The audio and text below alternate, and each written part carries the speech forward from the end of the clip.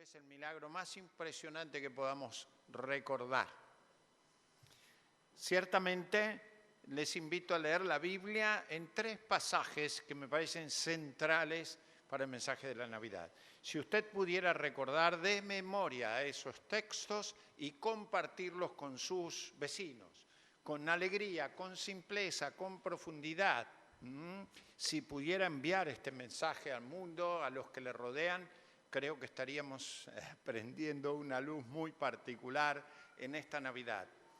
El primer texto es uno formidable en San Juan, capítulo 1, en el versículo 14. Juan 1, 14. Los otros 2 textos están en el Evangelio de Mateo, en el capítulo 1. Recuerde usted, si puede, tomar nota, hacer sus apuntes personales, mejorar lo que yo puedo presentar aquí, superar lo que yo ofrezco aquí como una primera reflexión y profundizarlo en su casa, con sus vecinos.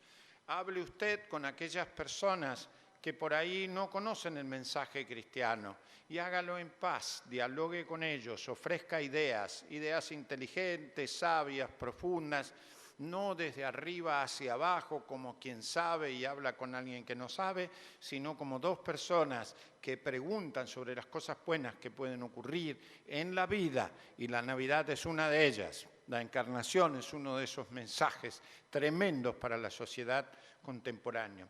Juan 1:14 dice: aquel verbo fue hecho carne y habitó entre nosotros y vimos su gloria, gloria como del unigénito del Padre, lleno de gracia y de verdad. Fíjense cómo llega a Dios, no como nosotros vamos hacia Dios, no como nos autoexaltamos, no como nos divinizamos, sino como Dios se hace carne. Y llega como, fíjense qué virtudes tan hermosas, lleno de gracia y lleno de verdad. Voy despacito para saborear cada cosa, porque después quizás uno corre en la semana y no repasa las cosas centrales de la Navidad. Fíjense ahora en Mateo, por favor, capítulo 1, Evangelio de Mateo, en el capítulo 1.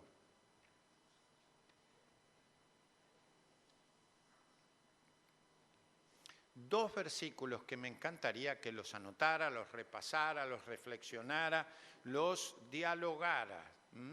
Dialóguelo con su panadero, dialóguelo con la persona que rodea, comparta con alguien que usted quiere esta buena nueva de la vida.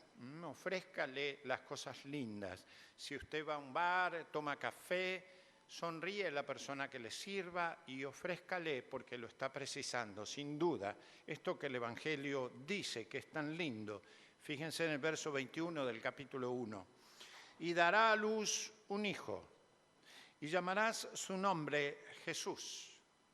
¿Por qué? Porque Él salvará a su pueblo de sus pecados. ¿Por qué lo llaman Jesús? Porque Él salvará a su pueblo de sus pecados. Y en el verso 23, uno de los textos más impresionantes de la Biblia, tan sencillo, un canto realmente, dice: he aquí una virgen. Fíjense en la debilidad que nuestro Señor quiere venir. Una muchacha jovencita, virgen, concebirá y dará a luz un hijo. Y llamarás su nombre Emmanuel, que traducido es, fíjense qué realidad, la Navidad, Dios con nosotros. Dios con nosotros. En estos días seguramente cada uno estará conversando con quién vas a pasar la Navidad, te trasladás, viene tu familia o no, estaremos nosotros, dónde vamos, dónde no vamos. La Navidad es que Dios viene a nosotros. Dios es con nosotros. Dios es a la vez uno de los nuestros. ¡Qué mensaje! ¡Qué mensaje! Quiero razonar brevemente en esta mañana, de forma sencilla pero tan profunda, el mensaje de la Navidad. La Navidad es Dios con nosotros. La Navidad es Dios encarnándose para comunicarse y para enseñar el Evangelio de una manera especial. Él mismo enseñará el Evangelio. Él, Dios, habla nuestro lenguaje. Él, Dios hecho carne, vive nuestra vida. Él viene para modificar la manera de pensar el mundo y para ofrecer lo que tanto necesitamos hoy y siempre, sabiduría de vida. No cualquier discurso, aunque parezca encendido y no sé cuánto, sino ofrecer sabiduría, vivir. No sobrevivir, sino vivir la vida, porque su vida para Dios es importante, es muy importante, es muy significativa. Usted vale y Él toma forma humana. Dios se encarna para que podamos ser discípulos de su Hijo, Dios encarnado, y por Él formar, como hemos leído, su familia. Él, el encarnado, será nuestra identidad. Nosotros tenemos como título mejor el que somos sus discípulos. ¿Quién es usted? ¿Quién soy yo? Discípulo de Jesús. Esa es mi identidad.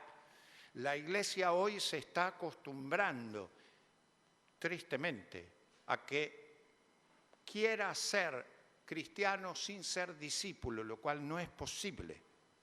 Muchas personas son concurrentes, a veces en número alentador, a algún lugar, pero no son discípulos de Cristo, son concurrentes. Son personas que participan, que gustan de una buena música, eventualmente algún lindo mensaje, la participación de alguien que les gusta, un clima agradable, pero a lo mejor no han comprometido su vida para ser discípulos de aquel que están festejando. Esto es Dios encarnado. Dios encarna para manifestar, dice el texto bíblico, su gloria. Jesús es la manifestación clara de los atributos de Dios. Eso es gloria.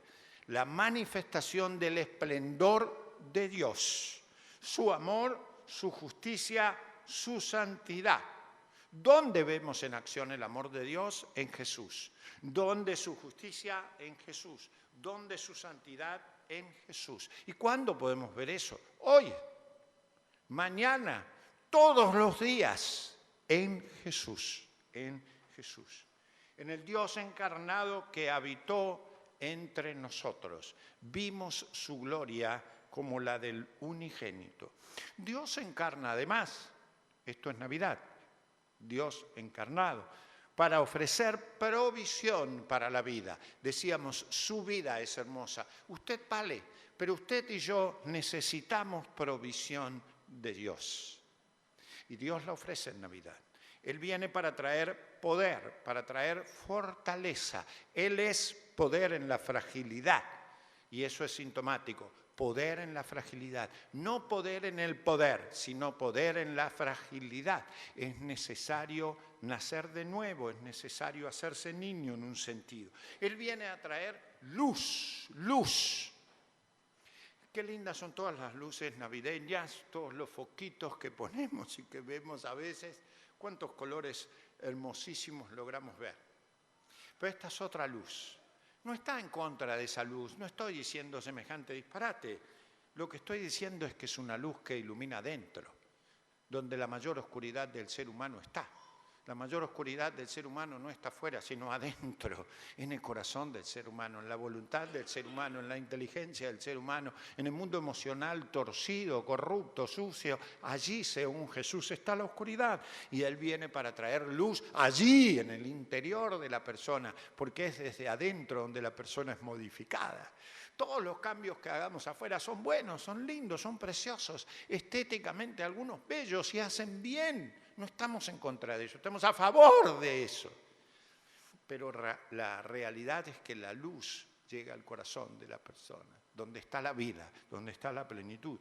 Y Él viene para traer vida eterna. La vida eterna no solamente después de la muerte, claro que esa vida eterna, sino la vida con calidad de eternidad desde ahora, desde el mismo momento que una persona tiene un encuentro con Jesús, se encuentra con la eternidad, porque Jesús es eterno. Él es la vida eterna. Conocerán a Jesús. Eso es conocer la vida eterna, dice la Biblia. Y el que conoce a Jesús, conoce la eternidad, es decir, goza con calidad de vida no perecedera desde el momento en que encuentra a Jesús. Él viene para traer como provisión camino. Hacen falta caminos. Qué bueno es cuando uno está perdido encontrar el camino. ¿Le ha pasado alguna vez? Y de pronto ve la salida, ver salida. Él es camino. Él es, por otro lado, una nota que hay que recordar en Navidad. Alegría, alegría. Recuerden esto, alegría. Alegría en medio de la fragilidad. No alegría en medio de la carencia, de angustias y de dolores. Esa alegría no es la que Él ofrece, porque no es la realidad, no es la vida. La vida es que la alegría llega en la vida, y la vida incluye, ¿qué cosas? Dolores también, angustias también, economías rotas también, países quebrados también, inseguridad también. Cómo disfrutar una alegría que no perece en Navidad con Cristo. Él viene para traer una palabra que casi no estamos usando últimamente, paz, shalom, shalom. Y viene para traer una cosa perdida también, viene para traer ejemplo. Él viene, se hace carne para ser uno de nosotros, y siendo uno de nosotros, ofrecernos ejemplo para que sigamos sus pisadas. Nosotros cristianos a veces no somos ejemplos de nuestro cristianismo a los demás. Por eso la gente dice, ¿quiénes son cristianos ustedes? Entonces no sé si voy a ir. No debiera ser así. No es bueno que sea así, es malo que sea así. Pero afortunadamente Jesús es nuestro ejemplo y a Él lo seguimos. Entonces Él viene, se hace carne para ser uno de nosotros, y siendo uno de nosotros, hacer lo que Él dice que hay que hacer para ser personas como Él desea. Dios se encarna para traer, miren qué linda palabra, salvación. No solo la salvación de nuestros pecados, eso es fundamental. No solo salvación de la condena eterna, eso es clave, sino salvación de nuestros pecados, aquí y ahora, y de la esclavitud que nuestros pecados nos producen en el aquí y en el ahora. Cuando uno analiza su propia vida, ve cuán esclavo está uno mismo con sus propios pecados. En general uno mira los pecados de los otros y se enoja como son los otros y se porta mal, porque a veces no puede ver los suyos. Los suyos, los propios. Yo no puedo ver los míos. En general me es más fácil mirar los de mi señora, los de los seres que amo, los que tengo al lado. Y me resulta mucho más fácil verlos y objetarlos. Como decía un teólogo que llevaba hasta con el Señor un apellido parecido al mío, Mackay, Juan Mackay, mirando desde el balcón. Todos miramos más fácil la vida desde el balcón. El balcón es un lugar muy placentero para mirar a los demás. Te sentás por una sillita, tomás unos mates y empezás a ver la vida ahí afuera. Pero decía Mackay, la vida cristiana no es balconearla, no es juzgarla desde ahí, ¿sí? Miralo aquel, miralo aquel otro, sino que es estar en el camino. Y en el camino corremos riesgos, hay tropiezos, hay polvaredas, hay piedras, hay dificultades, hay crisis, hay dolores, hay angustias, hay fracasos, me duele esto, me duele de más allá. Pero ahí se vive la vida cristiana, y la salvación que Él ofrece es para que no volvamos a caer en la misma piedra.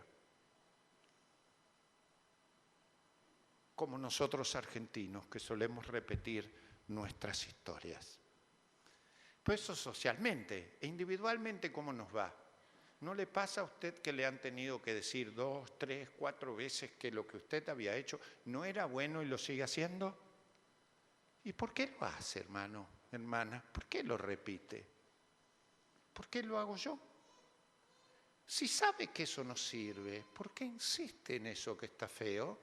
Que no es agradable, que no es bueno. Celebre Navidad, no lo repita. Cambie desde adentro. ¿O se enamoró de su debilidad?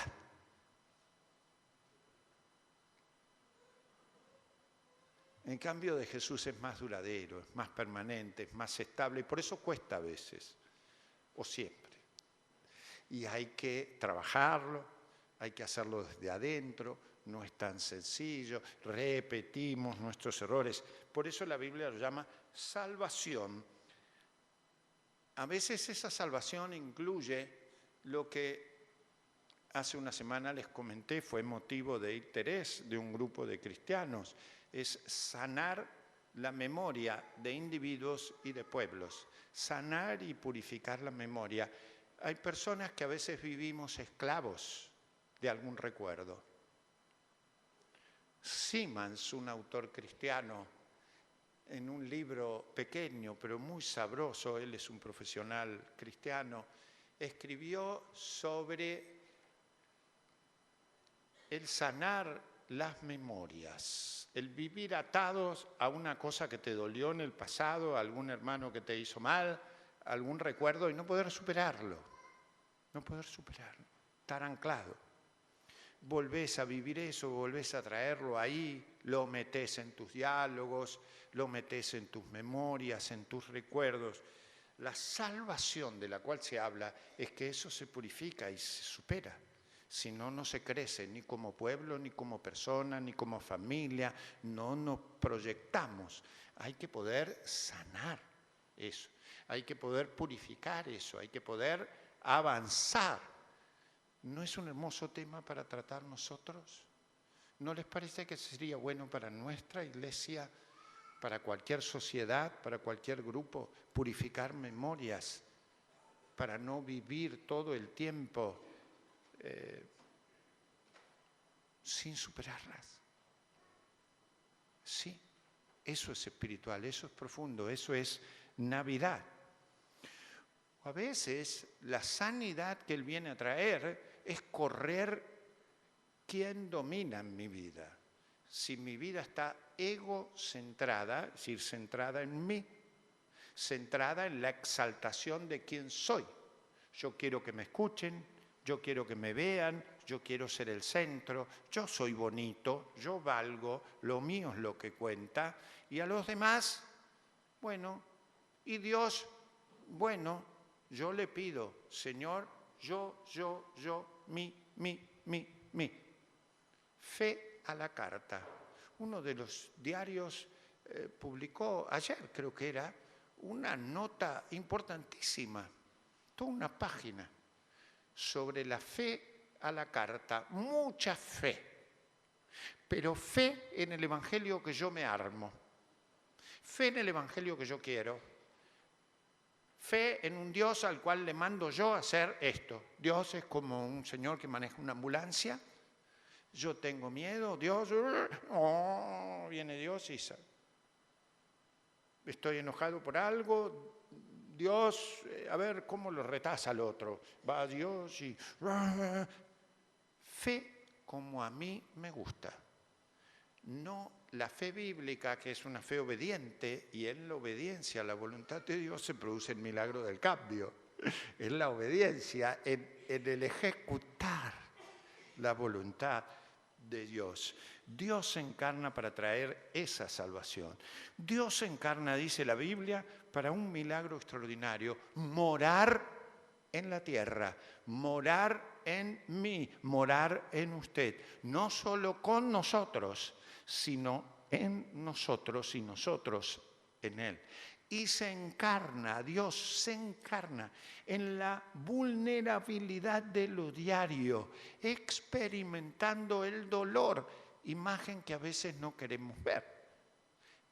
Ustedes solamente repasen los hechos de Navidad. un dato que parece anecdótico, no había lugar en el mesón para ellos. ¿Se acuerdan? No había lugar. Van a nacer en un pesebre. Pero continúen con el relato. Tiempo después, María y José son advertidos en sueños que hay políticos que quieren matar a niños inocentes para garantizar que se mate al niño Jesús. ¿Y qué tienen que hacer María y José con el niño? Emigrar de su tierra, emigrar con el niño por la persecución. No estoy inventando un evangelio, estoy leyendo el evangelio. Estoy leyendo la vida de Cristo, del niño Jesús, del Hijo de Dios, Dios encarnado, que tiene que irse a otra tierra por la crueldad nuestra, los seres humanos, por los vicios nuestros, seres humanos. Es doloroso y trágico. Y hasta que no les advierte la visión del Señor que vuelvan, están afuera, están out de la sociedad.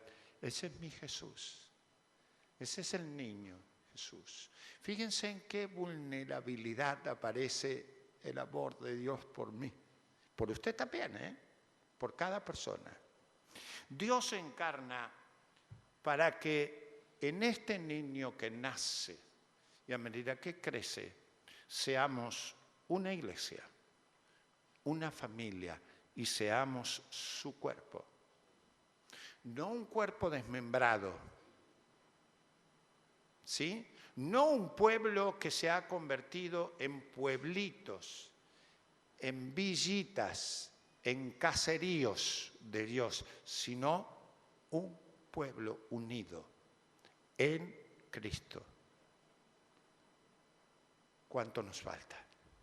¿Cuánto nos falta? ¿Cuánto nos falta en el mundo para hacer eso? A la iglesia del Señor, ¿cuánto le falta? No a nuestra iglesia en particular. Nosotros no somos la excepción. Somos una más de muchas. Pero un caserío acá, otro caserío acá.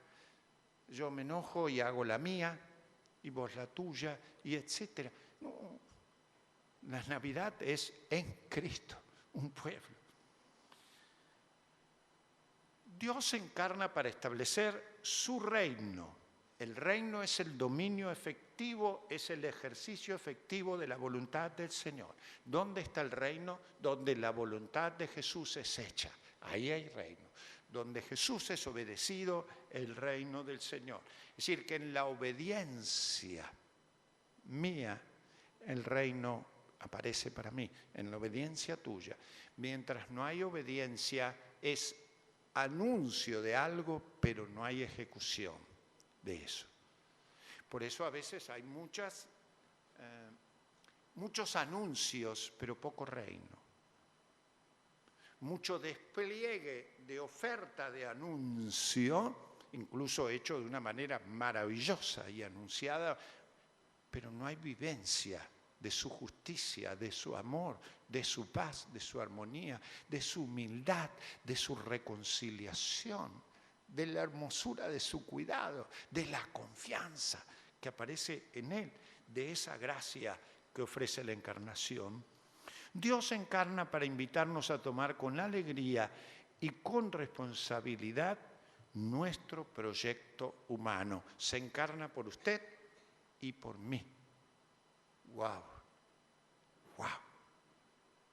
Es decir, Él viene para permitir que Dios more en mí y para permitir que yo pueda ser un discípulo de Él. Todos lucimos con distinción algo que nos gusta. Tuve ocasión de ver elementos de Chopin, uno de los compositores que a mí más me gusta. Y uno dice, me gusta Chopin.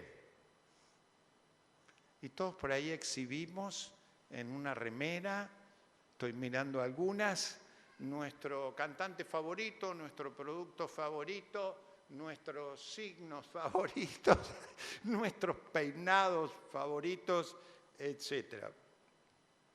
Pero la distinción cristiana por excelencia es ser discípulo de Cristo. Discípulo. no aplaudidor de Cristo solo, sino un seguidor que hace la voluntad de Jesús, que trabaja la voluntad y que la vive, la protagoniza. Qué bueno, miren, poder pensar, sentir y desear con sentido de Cristo y con sentido no de mí, sino con sentido de nosotros. Nosotros, no yo. No sea hecha mi voluntad, Señor, ora Cristo, sino la tuya, porque lo que me hace fuerte es la voluntad del Padre.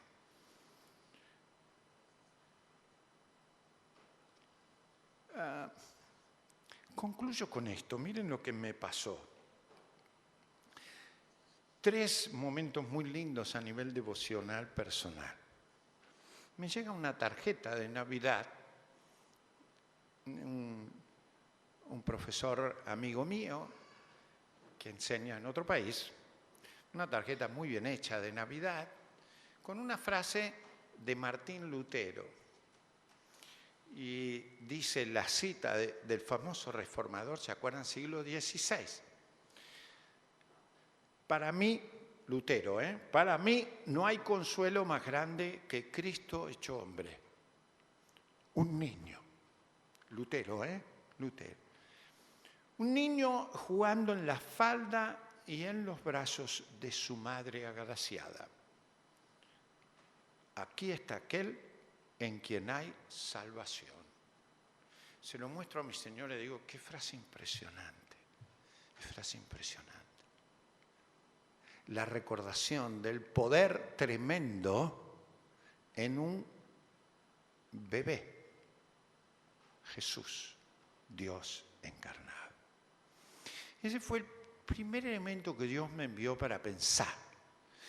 Yo estaba queriendo agradecer por un año muy importante en mi vida y Dios me estaba hablando.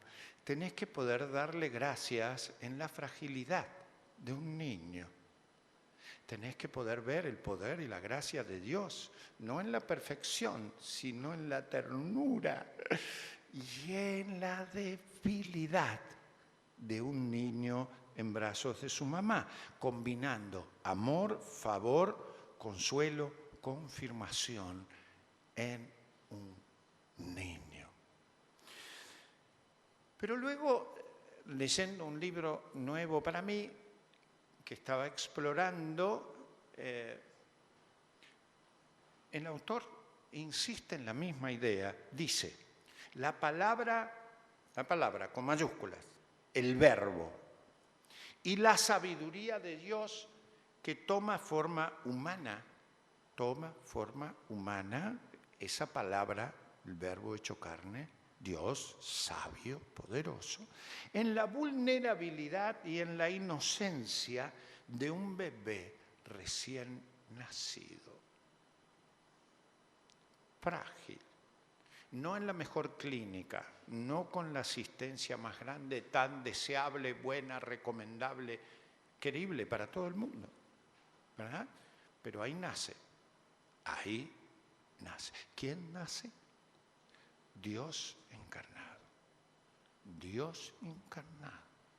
¿Cómo darte gracias, Señor, por tu poder en la fragilidad de mis historias que incluyen tantas risas, tantas alegrías, pero también, ¿por qué no? Algún llanto, o 2, o 3, o varios, o algún dolor. Y ahí su poder. Y una tercera cosa es que leyendo un libro devocional aparece un himno. De esos himnos incantables. Porque son himnos desafiantes, son himnos no de combate como yo los llamo, sino de presentación de la realidad. Y la realidad del coro decía, nace el que experimentó todos nuestros dolores y todas nuestras tristezas. El himno, la estrofa, un himnazo. Pero ¿quién quiere cantar eso? ¿Quién quiere cantar esa realidad? Todos queremos vivir el éxito sin experimentar el encuentro salvador con aquel que es frágil. Claro que Él también, dice el coro, comparte con nosotros nuestras alegrías. Hermano, feliz Navidad del Dios encarnado, el que cambia la vida desde adentro hacia afuera, el que puede cambiar tus pensamientos, las cosas que cambian de verdad, el que puede cambiar tus emociones atadas a alguna cosa que no pudiste superar. No las arrastres. En Navidad tráelas al pesebre.